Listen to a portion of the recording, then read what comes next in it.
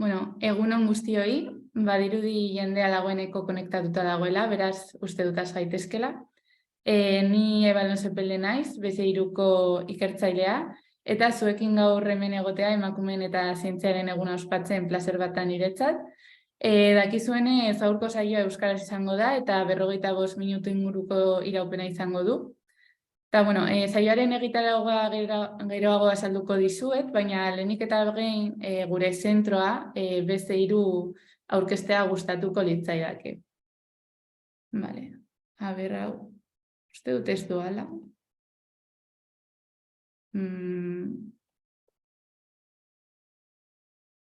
Horai.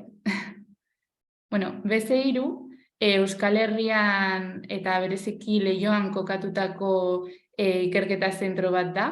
Bertan, disiplina anitzeko ikertzaile talde batek klima aldaketaren hainbat dimentsiotan lan egiten du, eta oraintxe bertan 80 pertsona inguru gara zentroan.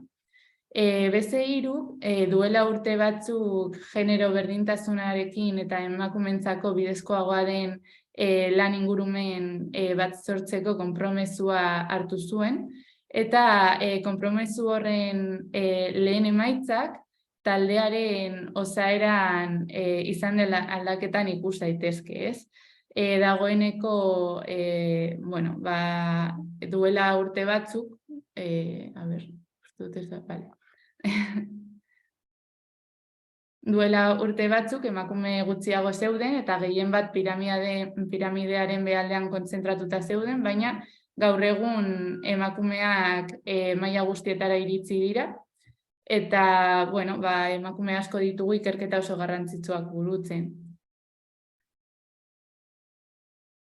Baina, zeintzuk diran lantzen ditugun gaiak? Klima aldaketaren iraganeko gaur egungo eta etorkizuneko eraginak ulertzen saiatzen gara, lehorreko eta itsasoko ekosistema jasangarriagoak sortzen laguntzen dugu, klima aldaketaren eta egokitzearen arlotan ere lan egiten dugu, eta baita ere, ekonomiarekin, modelizazioarekin edo inteligentzia artifizialarekin lotutako lanak burutzen ditugu. Eta horrez gain, guretzat oso garrantzitsua da erabakiak hartzeko orduan baliagarria den ezagutza sortzea eta zabaltzea. Eta horregatik, erabaki hartzaileekin batera lan egiten dugu arlo askotan. Baina, oso gai ezberdinei buruzko ikerketa baliagarriak garatzeaz aparte, etengabeko ahaleginak egiten ditugu ezagutza hori gizarteari helarazteko. Eta gaurko saioaren helburua hori da, ez? Jardunaldia Training Caravan iniziatibaren parte bat da. Hau zientzia eta ikerketa zientifikoa ikasgailetara eramateko Eusko Jaurlaritzaren ekimen bat da. BC3 2010ean bat egin zuen ekimen horrekin. Eta, urtean jada 13. edizioa ospatzen ari gara. Zentzu honetan, nabarmendu nahiko nuke, azken hamarkadan ekimen honi esker Euskal Herriko ia 8.000 ikaslerekin harremanetan jartzeko aukera izan dugula, klima aldaketaren inguru ikerketa zinanitza eta garrantzitsuaz izan daitekeen erakusten. Eta, gaurko egitaragoari dagokionez, lehenik eta behin klima aldaketaren zientziaren alorreko bi ikertzaileen parte hartze izango dugu, Jaione eta Marta, haiek beren esperientzia eta bizipen pertsonal eta profesionalez, emakumeak izan aurre egin dituzten erronkez eta klima aldaketaren ikerketan genero ikuspegia txertatzearen garrantziaz hitz egingo digute. Eta, bitartean, akta grafiko bat garatuko duen artista bat izango dugu gurekin, Iratze, Musote Potolo bat taldeko kidea. Eta, berarekin saioaren amaieran konektatuko dugu bere artelan polita ikusteko, ez? Eta, aurkezpenarekin hasi baino lehen, gogorarazi nahi dizuet, zuen galderak erantzuteko tarte bat ere izango dugula, beraz, parte hartu nahi baduzue, txatean edo Q&A-an utzi ditzakezue zuen galderak edo iruzkinak, bale? Eta, ez naiz gehiago luzatuko eta Jaioneri emango diot hitza, beraz, Jaione nahi duzunean, a ber. Bai, eskerrik asko Eba, lehenengo eta behin nire Ia nire presentazioa topekot. Casualidades. A ver. Ikusten da? Bai, Bai? bai. Vale. Baina ez dugu PowerPointa ikusten, Ez? Ba, igual bentanari emotza barkatu, A ver.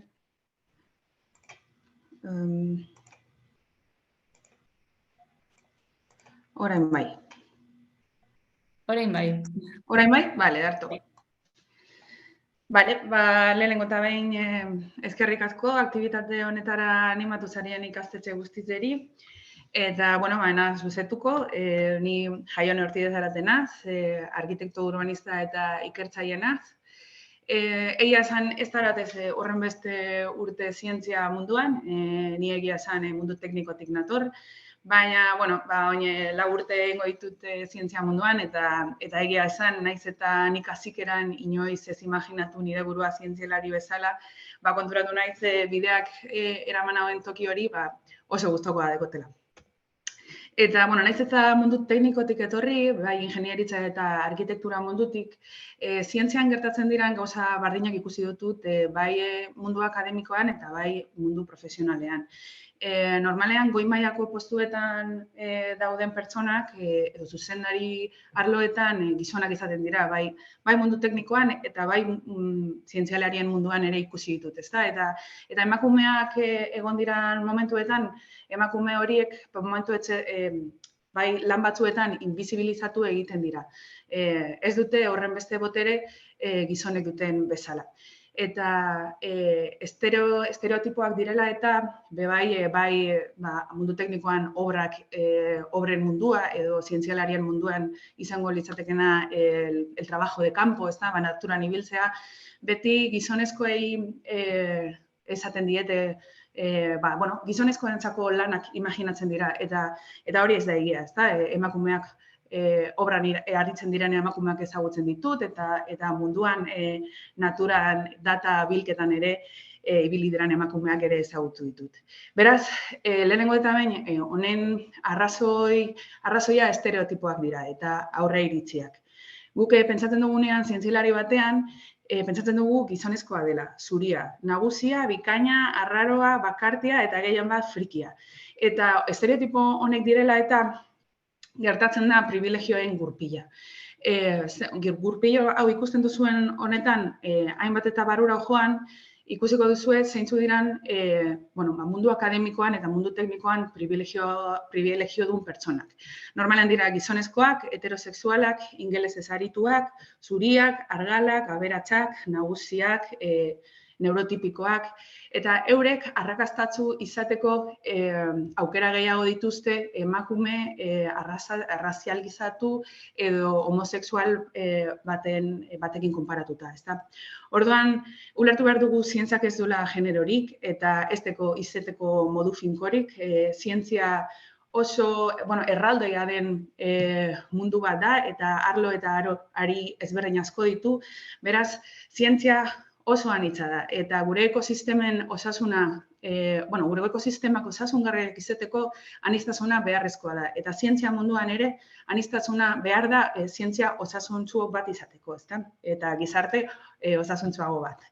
Beraz, zientzia mundua alde batera itxitze, nik egiz esan kontatu aldi zuedana da nola iritsi naizen ni zientziara, inoiz ez dute ariketa hori egin nirekin, eta nik goi mailako arkitektura karrera ikasi nuen, gero arkitektura masterra egin nuen, gero hirigintza gustatzen zitzaidalako, hirigintza jasangarria eta aldaketa klimatikoaren masterra egin nuen, eta batean zientzia munduan murgildu nintzen, nik inoiz hori pentsatu barik, ezta.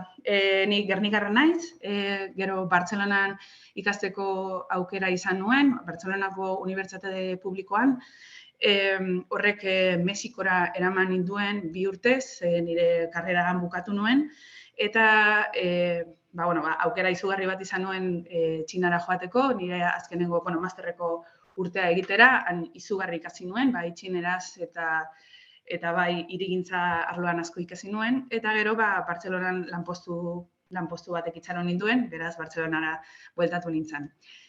Gaur egun Leioan nago, klima aldaketaren zientzian ari naiz, eta klima aldaketa hobeto ulertzeko eta honi aurre egiteko, zientzia ezinbestekoa dela ulertzen dut gaur egun.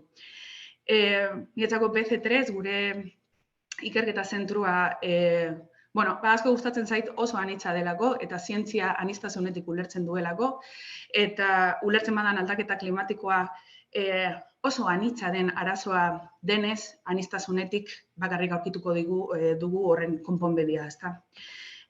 Hau izan da, orain nire ibilbide profesionaletik, hau ikusten duzuen hau, nire lehenengo lanetako bat da, hirigintza munduan. Aukera izan nuen Bartzelonan arkitektura estudio handi baten sartzeko, eta nire lanpostua izan zen arkitekto master planner esaten zaiona. Hiri berriak planifikatu eta diseinatzen dituen pertsona hori. Nik Txinan egon nintzelez, Txinako proiektuak eramaten nituen, eta dena diseinatzen nuen. Momentu horretan, Txinako hiriburu berria diseinatzen geunden, Pekin oso kolapsatuta zegoen, beraz Txinak hiri berri bat behar zuen, eta hiri berri hori kapital berria izango zen, hori Xiongan zen. Nik hor kaleak diseinatzen dituen, oso jasangarria izango zen hiri hau, dena oso berdea, kotxe elektrikoak baino ez ziren egongo, eta kaleak arbolez gainezka, eta holako diseinuak egiten genituen. Honezian, etorkizuneko hiriaren irudiak horrela imaginatzen genituen, jentez gainezka, naturaz beterik, eta oso kulturala zen hiri bat izango zen. Eta ez nuen bakarrik proiektu horietan lan egin, beste hiri batzuk ere egin genituen Txinatik, adibidez hau, itsasertzean zegoen hiri bat, han ez zegoen ezertxo ere, eta bat-batean hiri handi bat nahi zuten jendea ofizinatara joateko lanera. Niri hirigintza izugarri gustatzen zitzaidan momentu horretan, eta horregatik masterra ikasi nuen, azkenean konturatu nintzalako hirien diseinuak garrantzi asko zuela, eta jakin nahi nuen zelan hirien diseinuen bitartez klima aldaketa konpontzeko erarik egongo bazen, ezta? Orduan, naiz eta nire lana asko gustatu, nik kezka asko nituen.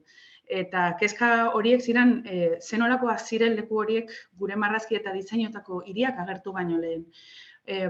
Zegoen biztanleriarik toki horietan, zeguk inoiz ez dugu ezagutu horren hirien kokapenak, ez badan internetetik edo argazkietatik, inoiz ez ginen egon leku horietan, ezta?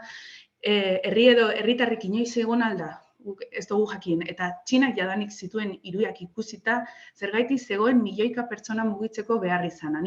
Naiz eta asko gustatu nire lana, kezka izugarriak sortzen zitzaizkean. Eta Xionganera joateko aukera izan nuen, hiri errealdoi hori bilakatuko zen leku hori ikustera joan nintzen, eta era batean toki izugarri polita hau zen. Laku gigante bat zen, han jendea txalupan ibiltzen da, biztanleria oso txikia zuen, igual Mungialako herritxo bat zen, eta izugarri polita zen.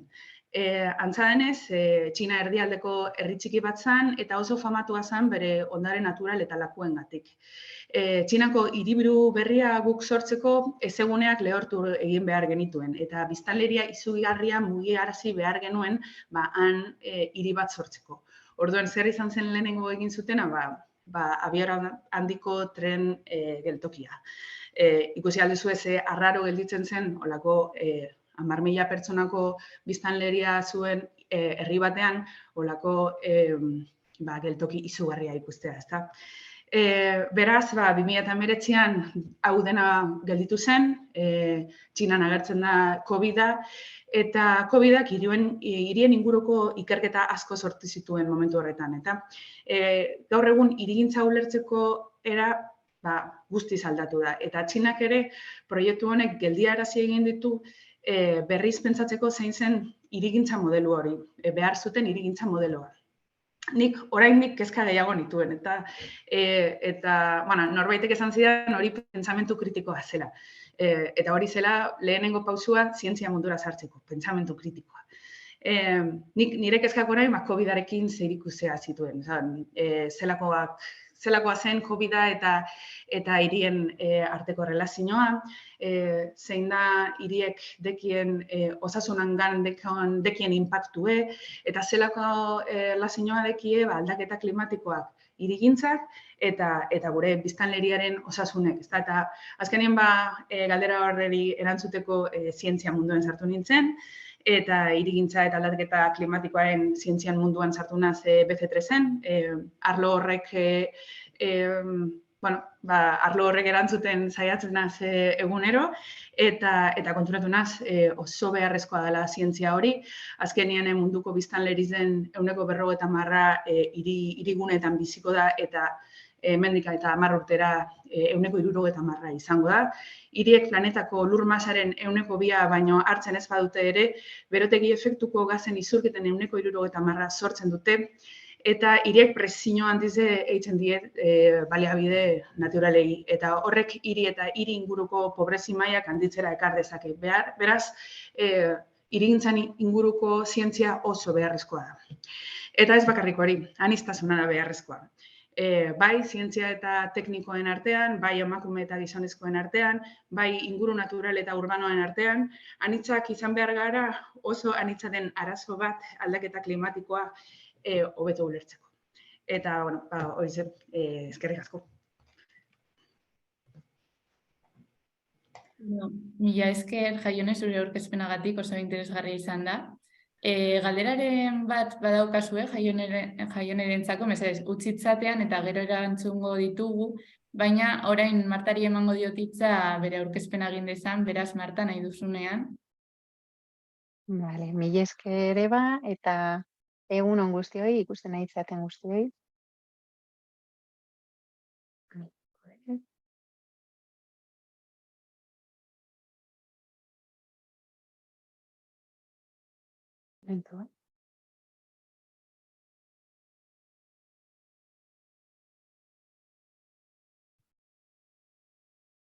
Vale, orain uste ikusten ez dutela egoki, bai, Eba? Bain ondo. Vale, primeran. Bueno, esan bezala, nire izena barkatu Marta Pascual Altarez da, eta BC3ko Associated Researcher naiz.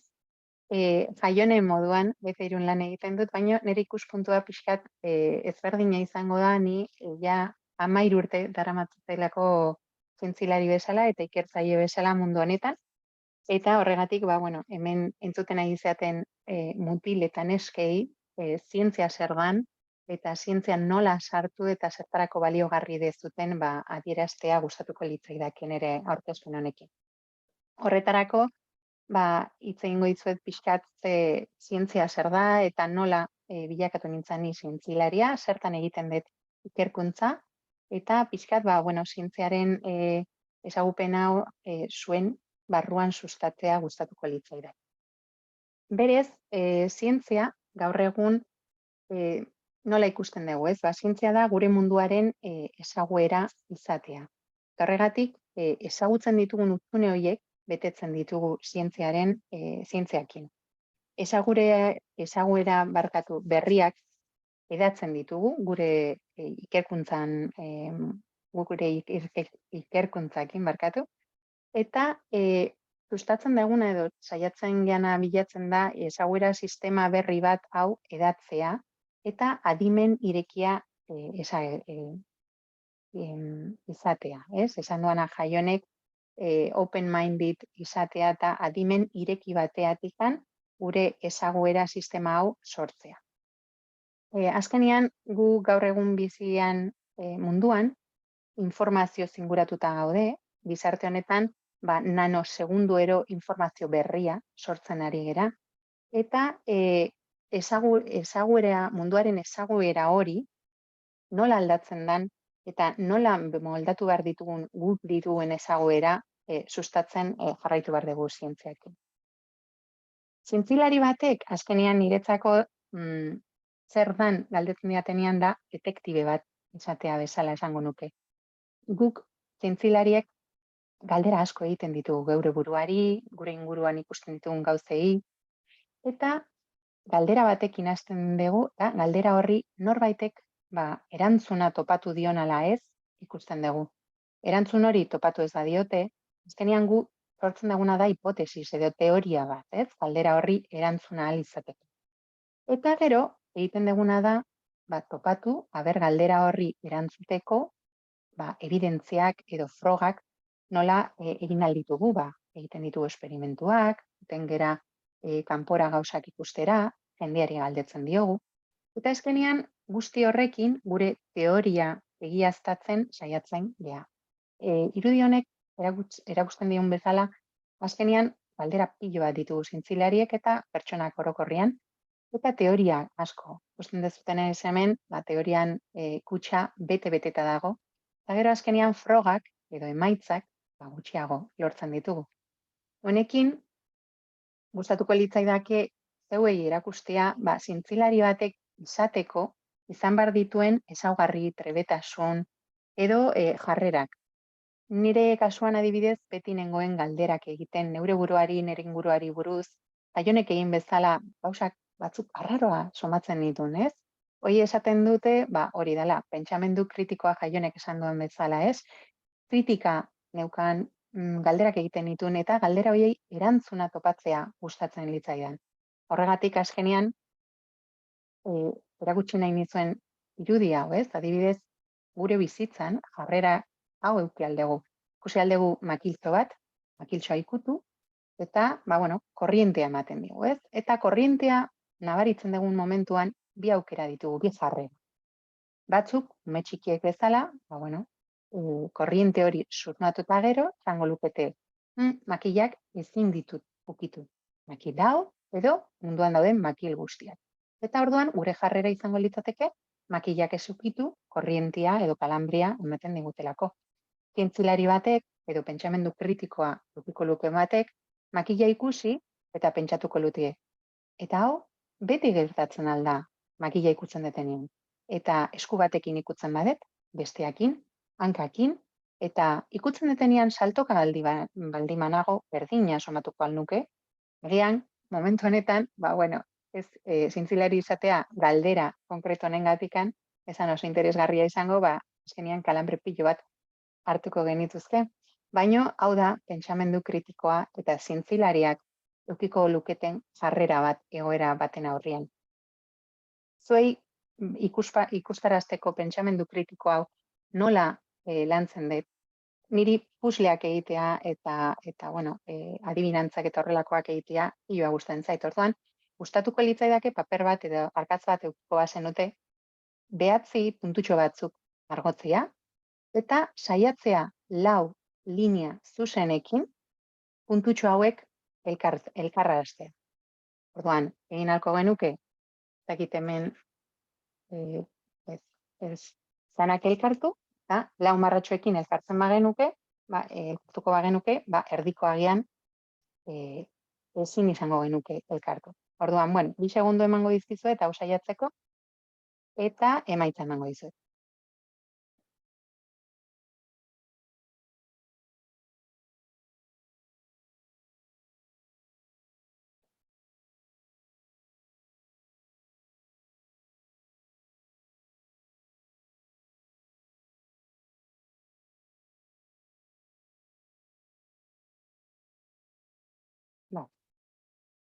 Zaki saiatu zeaten, ala ez, baina berez horrelako marra bakarra, 2, 3, eta 4 lortuko algenuke puntu guztiak elkartzea.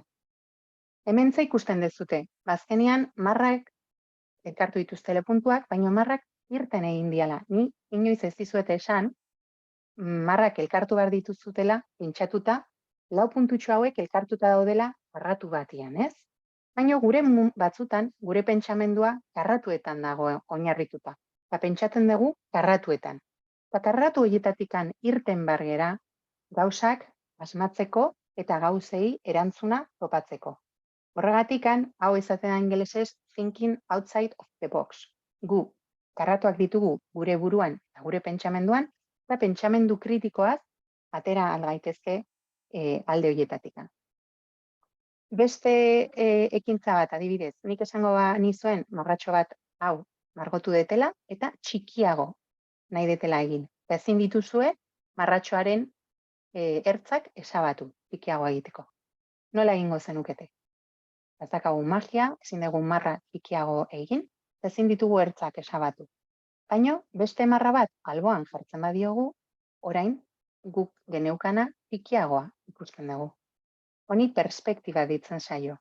Guk arazo baten aurrian erantzunak topatzerakoan, ikusi behar dugu gure arazoa batzutan mundu bat egiten zaigu, ez? Marratxoa dakagu eta mundu bat da guretzat txikiagotzea.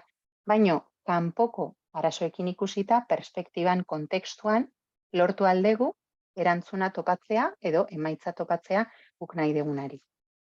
Hau da, adibidez, zientzilari batek egunero egiten deguna geure erantzunak topatzeko. Zen azkenean, emaitzak topatzea, 3 aukera ditugu. Noizbenka frogak egiten dugu, eta hau lotzen badet, eta bestia, eta zeozer lortzen dugu. Lan askorekin, adibidez, lan asko egin eta gero emaitzak lortzen ditugu, noski. Eta batzuetan, kasualitatearen emaitza dira. Handikan pasa, kolpetxo bat, horrela penizilina lortu genuen. Azkenean, zientziak eta zientzialariak gauza asko frogatzen ditugu, froga asko egiten ditugu, pilo bat egiten ditugu, eta azkenean emaitzak lortzen ditugu, baina agian ez momentuan, baizik eta hemendikan 2-3 urtetara. Hori zientzilari batek eta zientzian ibiltzen ari dan norbaitek izan behar du buruan. Azkenean emaitzak lortuko diala lanarekin eta lana partekatuz bere besteekin. Zientzilari bilakatzeko, ze izan behar dezu edo ze izan behar da jarraibidea, Paioneren kasuan, arkitektura ikasi zuen, baina normalean zientziaren inguruko karrera batean hasi beharko zinateke unibertsitatean.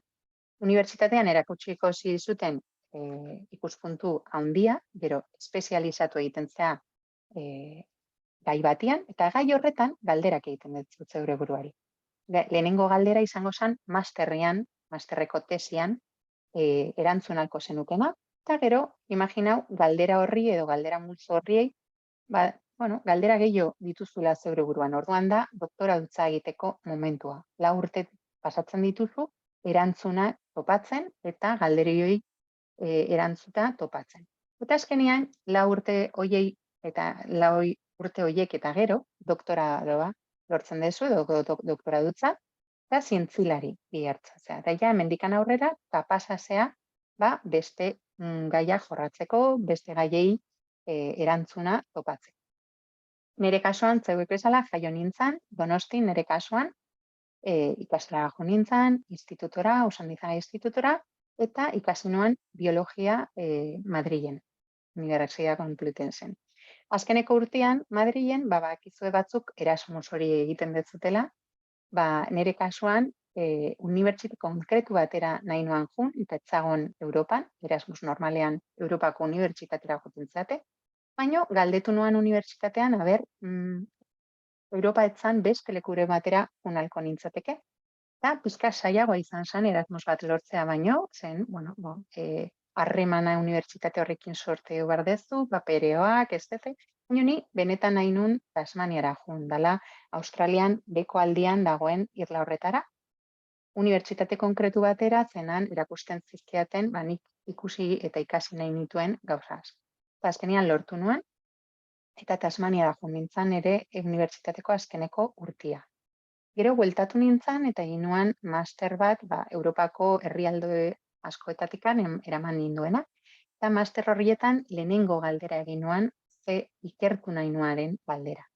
Doktoradutza egin nuen hemen Euskadin, eta gero doktoradutza lortu eta gero ikertzaile munduan ibili naiz, berriro Australian, berriro hemen BC3, eta lan guzti horiek ezagupen bat eman didate, azkenean Europar Komisioak ikusi duela eta aholkulari eta eksperto lanetan ibili naiz ere Europar Komisioan eta beste erabat lekuetan.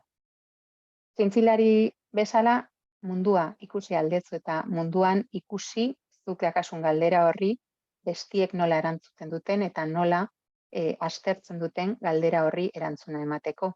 Nire kasuan adibidez, ni itsas zientzilaria naiz, eta itsasoan gertatzen diran itsaso erabilerak aztertzen ditut. Itsasoan ditugu transportia, energia berriztagarriak, arrantza, kultura, aisialdia, batzuk surfa egiten dute, edo urpekari lanetan ibiltzen dira, baina itsasoak ere bere ekosistemak ditu, ez? Eta azkenean lortu behar dugu guretzat ekonomia eta bizimodua sustatzen duten erabilera horiek kalte ez egitea itsasoko ekosistemei. Eta guzti hau aldaketa klimatikoa egoera batean, nun bai ekosistemak eta bai gure ekonomiaren aldetikan erabiltzen ditugu erabilerak aldatuko dira. Orduan, horretarako azkenean nola egiten dugu hau? Modeloekin, eta nire kasuan B3ko adimen artifizialan taldean nago, inteligentzia artifiziala erabiltzen dugu gure modeloetan, eta erantzunak topatzen ditugu eszenarioekin, hau egingo banu ze gertatuko zan, hau aldatuko banu ze gertatuko zan, bai ekonomikoki, bai sozialki, bai inguru giroa ikusita. Azkenean modeloak eta adimen artifiziala informazio guzti hori batzea uzten digute. Eta azkenean ekonomia ere hor sartu egin dugu, nik ez naiz ekonomilaria, baina ikasi behar izan dut ekonomia ulertzeko gure aukerak eta gure eszenarioak eta guk egiten ditugun gauzak, azkenean gure bizimoduan eta ekonomian ze erantzuna eta ze emaitza eduki dezakete. Eta guzti honek esan da bezala Europar Komisioa eraman nau eta Europar Komisioko aholkulari eta esperto lanetan egoten naiz, handitzen da Marine Spatial Planning plataformian, itsasoko erabilerak sustatzen eta kontrolatzen dituenak. Baita ere, izendatu naute Espainiako National Hub deitzen dela Espainian dagoen aholkulari pertsona, Espainia eta Europan artean hitz egiteko ekonomia urdinetaz. Izan nahi du, itsasoako erabilerak eta ekonomia nola egin jasangarritasunan aldetikan eta aldaketa klimatikoa kontutan eduki. Eta hau dana publikatu behar dugu, azkenean gure zientzilariak hau dana publikatzen dugu, zientzia eremuetan, baina baita ere beste publikoari emandako argitalpenek. Eta hau izan da nire kontatu nahi nizuena, espero dut entzuten nahi izaten mutil eta neskak, sustatzea zeuen artean zientzia zer dan eta zientzia zeuen bizitzan erantzuna izan daitekela eta lanbide bat. Bereziki emakumeentzat inspirazioa izan baldin bada, eskertuko nuke. Mila esker. Oso ondo, mila esker, Marta. Zure esperientzia gurekin partekatu izanagatik. Uste dut zure bizipenak eta jaionarenak baita noski, oso baliagarriak izan daitezkela erreferente falta duten neskentzat, beraz, eskerrik asko bioi. Eta, oraindik 15 minutu inguru ditugu aurretik, eta tartetxo hau galderak erantzuteko erabiliko ditugu. Badirudi oraindik ez daudela galderarik, beraz, nik galdera bat botako dut, izotza apurtzeko, baina konektatuta zaudenoi zuen galderak bidaltzera animatzen zaituztet. Zuen aurkezpenak entzun ondoren, eta nire bizipenekin, argi gelditu zait zeintzuk diren zientzian aurki ditzakezuen estereotipoak, baina zuen ustez zeintzuk dira emakumeek klima aldaketaren ikerketan dituzten erronka nagusiak?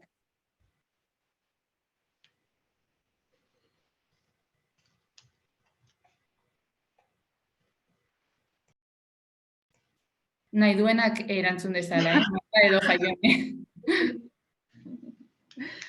Nik bakarrik esango dute, egia esan, ni honetan oso gaztienaz, baina bai esango dut nik baten irakurri namen esaldi bat eta enamen ulertu azkenengo urteet arte, ez da, esaten mana,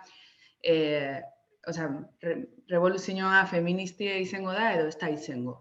Nik hori enamen ulertzen, esaldize bera, pentsen amelako ganera txartoi datzitze egon zala, eta gero ulertu dut aldaketa klimatikoa ulertzeko bai begirada feminista batetik egin badela, asko zaintzan inguruen beste begirada mota bat dekogulako, eta gaur egun arte eduki dugu zen perspektibak gizonezkoan aldetik izen dira, eta oin bai frogatu bida zelan emakumien perspektiba batetik aldugun eraldatu mundue.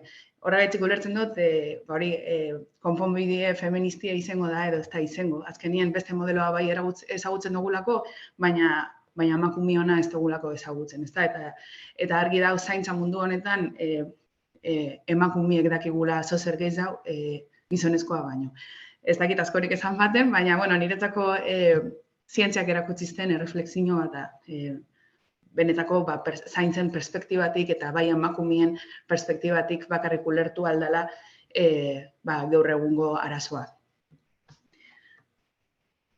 Jaionek esan duana, azkenean perspektibak dira, ez? Ez emakume, mutila edo gizonen arteko ezberdintasuna da.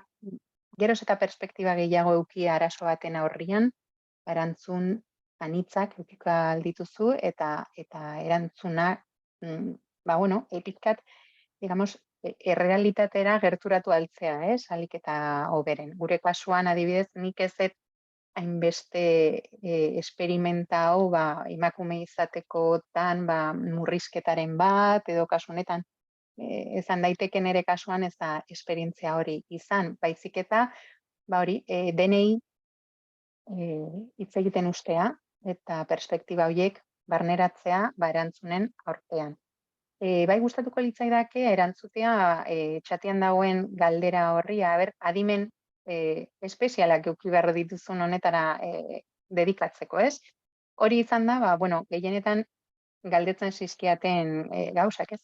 Notak ikaragarriak eduki behar dituzu, izan behar zea ikaragarri oso jatorri batekoa edo ezagupen batzuetakoa. Esan beharko nuke ez.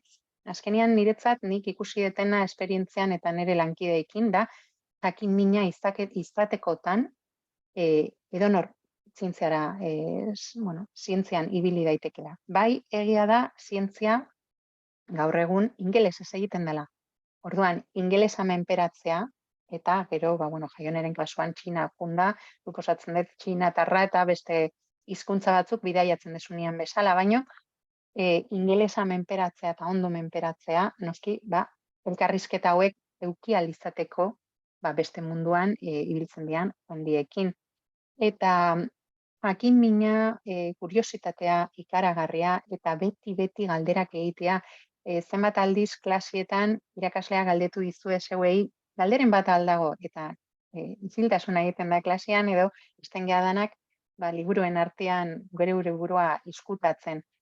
Ez dago galderarik, zehozer erakutsi ziaten niri da, ez dagoela galderek tontua, galderak tontuak ez diala existitzen. Zu galdera bat baldin badakazu, esan. Eta norbaitek esaten badizu galdera hori tontua dela eta ez dizula erantzun, tontuak bestiak dira erantzuten dizutena hori. Ez dago galdera tontorik, zeuen aldetikan galdera bat baldin badakazu beti egin. Eta saiatu topatzen galdera horren erantzuna. Kritikoki, zehozer kontatzen dizuetenean, ikastolan, kalian, institutoan, sare sozialetan, ez sinetxi dana hasieratikan, pentsamendu kritiko hori eduki, eta zeuen buruak galderak egitea. Eta horrela, zientzean eta bizitzan guztian gauza asko lortu aldituzu. Eskerrik asko, Marta. Hemen ja badaukagu beste galdera bat, txatean, eta honela dio, zuen ikerketak gizartearen erantzun bat jaso dezaten, zein izaten da prozedura. Hau da, zuek klima aldaketa aztertzen duzue eta ondoriak ateratzen dituzue, baina konponbideak emateko gizarteak erantzun bat eman behar du. Nola iristen dira zuen ondoriak gizartera?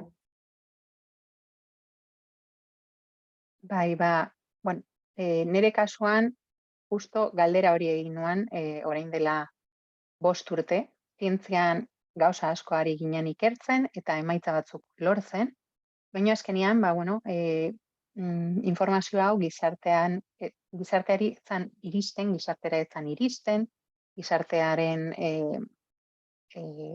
politikarietara, batzutan zen politikan aldetikan gauza asko egin aldira, gauza asko aldatu aldira. Orduan galdera hori egin noan neure buruari, Jaionen kasuan bezala, eta esan noan nola liteke gu topatzia modeloekin eta gure ezaguerakin gauza guzti hauektaz iristea, ez? Eta azkenean, horregatik sartu nintzen pixkat beste arloan, ez? Europar Komisioko politikariekin eta politika egiten duten jendeakin eta asoziazioekin, eta hori ikusteko mezua nola heldu beraiei eta zergatikan ez da heltzen. Eta azkenean batzutan da komunikazio forma. Guk hitz egiten dugun, zientzian hitz egiten dugun hizkuntza, batzutan ez da behar dugun hizkuntza sozietateari pasatzeko. Orduan, tradukzio lan horiek eta tradukzio lan horiek dakiten pertsonak falta dira adibidez. Norbait zientzialariak entzuten dituenak eta badakienak politikaria irakutsi ze importantzia dago hori bereientzat politikan arlotikan, gizartean arlotikan, ekonomia arlotikan. Horregatik, azkeneko 6 urteak horretan ibili naiz, ikusten geuk egiten dugun zientzia nola gizarteratu. Eta horretarako azkenean mezu bat ondo bialita, bai ikusten dela erantzuna, bai gizartean, bai politikan eta bai beste arlotan. Zientzilariak ez dira komunikabideetara ibiltzen eta komunikabideetan ez gera ibiltzen askotan, eta komunikazio falta hori dakagu. Eta azkenean, beste pertsona batzuk lagundu behar digute, geuke aztertutakoa baita ere, elearazten eta gizarteari erakusten. Jaione? Bai, nik, ezin da zegoen Martagaz, bat eitzen dut, guztiz. Nik uste bestetik aldaketa klimatikoaren kasuen eta gehien bat gaur egun eta COVID-an ostien konturetu gara igual transdisciplinarrak diren kontzeptuek tope biguzela. Transdisciplinariak nahi dugu esan, adibidez, zientzian dago, disiplina bat, ez da, Martan adibidez itxasuana. Nire irigintza. Eta gara ganera, disiplina horretan espezializazio bat topetazu, ez da? Eta gero, holakoa den arazo bateri, derrepente, daukazuz milioika emaitza txiki, baina ez dakizu zelan konektatzen dizen. Gero, danok batera, gizartieri helarazteko mensaje potente bat eukitzeko, ez da? Eta nik uste gaur egun osasune dela gakoa, osasunen inguruen egiten badugu berba, gizartiek entzun egiten da, eta pandemia honen ostean, inoiz baino gehiago, gure ikerketako osasunarekin lotzeko biherri zena dekogu, gehien bat, gure ikerketak ondo heltzeko gizartieri, eta ez bakarrik gizartieri, baizik eta erabakiak hartzen daben pertsonei, gobernueri, gitienez aldaketa bat egoteko, ez da. Bai, guztiz ados nago zuekin. Eta, badirudi ja denbora amaitu zaigula, minutu bat daukagu saioa ixteko. Baina amaitu baino lehen iratzerekin konektatu behar dugu, bere lana erakutsi dezan. Ez dakit iratzea agian zure arte lana pizkata saldu nahi duguzun edo zure etzana. Kaixo, bai, pizkatxo bat.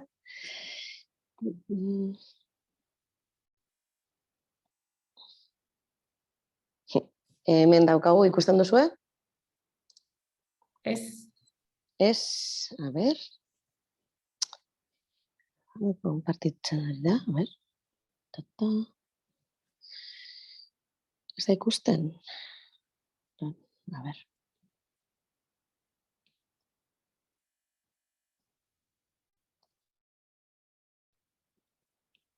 Orain, bai, ez da? Bai. Orain. Hemen ikusten da egin duguna. horrela. Ba hori, esandakoa, no? Azkenean daukagu bi begirada, bi ikuspuntuak, baina geratuko naiz bi gauzekin. Begirada feminista behar da eta perspektiba desberdinak hartu, erantzunak topatu eta horrekin emaitzak lortzen dira, eta beharrezkoa da komunikatu. Eta, bueno, hori, galderak egin eta aldaketa klimatikoaren esateratzen ditza, aldaketa klimatikoaren daukagu erresponsabilitate bat, eta mundu honetan, zientziaren mundua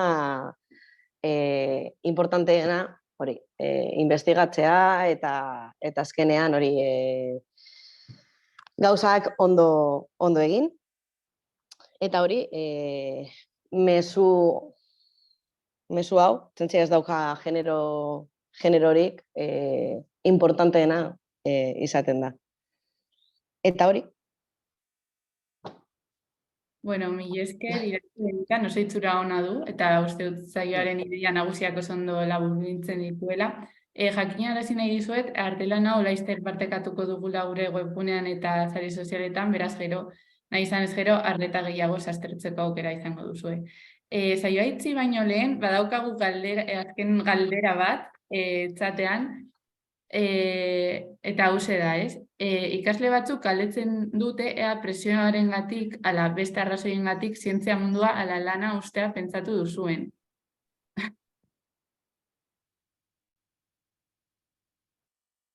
Eskerrik asko galdera horrengatikan. Noski bizitza guztian dana planteatzen duzu. Berezikoki arrazoiak, ez dira presioak euki, izan da ekonomikoak alde batetik, zientzia ekonomian aldetikan oso gaizki ordainduta dago, ez dago finantziazioa ez da nahikoa, eta topatu behar ditugu beste formula batzuk bizi ahal izateko, orduan azkenean, aholkulari lanetan batzutan, diru gehiago ematen dizute, eta hori bai pentsatzen dezula, baldatzea. Nire kasuan ez nuen egin, lortu nualako dana partekatzea, eta gero baita ere, amatasuna eta zientzia, azkenean da, ez da zientzian bakarrik, da amatasuna orokorrean, eta konziliazio familiarrean momentu horretan zaudenean, baita ere, dana planteatzen duzu, eta daudela, lan asko, errexagoa dialak, esaten duzun bezala esan de 9 a 5, eta ez zala 24 ordu egon behar gauzak, ez lanian, gauzak pentsatzen eta gauzak jorratzen, eta horrek ere, ikuspuntu aldatu egiten dizu. Baino, nik uste zientzian jarraitzen dugunak, ez dugula utzi, hori, pasio hori dakagulako, pasioa azkenean da, mugitzen gaituena, ez? Bai dirua lortu behar dezu zure lanpostuakin noski, baina egunero jaiki behartzea lan hori egiteko. Orduan, esango nizueke, diru ematen dizun lanpostu bat topatzea zeuei, baino pasioa ematen dizun diru lanpostu bat. Zen bestela egunero jaikitzea oso zaila egingo zaizue, berezik ikusita zeuek biziko dituzuen aldaketa klimatikoaren eraginak, eta sozialki ikusiko dituzuen eraginak resilienteak izan behar zeate, eta zeuen belaunaldikoak eta hurrengoak oskoz gehiago. Orduan, pasio hori ez baldin badakazute, resilientzia oso zaila da lortzea. Oso ondo, Marta. Bueno, ja saioa amaitzeko ordua heldu da, baina joan aurretik, mila esker bidali dituzuen galderengatik. Baten bat erantzun gabe gelditu bada, email bidez kontaktuan jarri zaitezkete gurekin. Eskerrak eman nahi dizkiet baita Ainarari, Ameliari, Aneri eta Zelinti jaurdunaldi antolatzen laguntzeagatik. Eta, gure aurkezleei noski, gaurko jardunaldian parte hartzeagatik. Beraz, eskerrik asko guztioi, egun berezi hau ospatzen hemen gaur egoteagatik, eta animatzen zaituztet beste hiru antolatzen dituen beste jardunaldi oso interesgarrietan parte hartzera. Jaione, Marta, amaitzeko zehose esan nahi duzu edo ez, bestela saioa itziko dugu. Ez? Bale, bueno, eskerrik asko zuen denboragatik eta hemen itziko dugu. Agur!